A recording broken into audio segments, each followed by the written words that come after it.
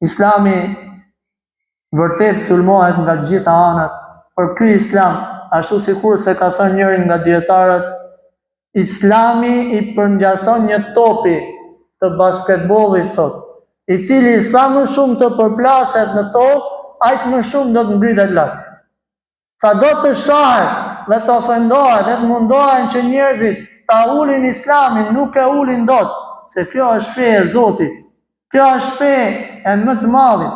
Kjo është fe e atij i cili është më i larti dhe ai i cili ka krijuar çdo gjë, ka mundësi për çdo gjë. Elusim Zotin ton që ne të na bëj të qëndrueshëm fenë e tij. Elusim Zotin ton që të na bëj prej atyre të cilët kemi thënë la ilaha illallah Muhammadur Rasulullah dhe qëndrojmë në këtë rrugë dhe në këtë fe deri në frymën e fundit. Elusim Zotin ton që të na mësoj që të vdesim me fjalën la ilaha illallah Muhammadur Rasulullah.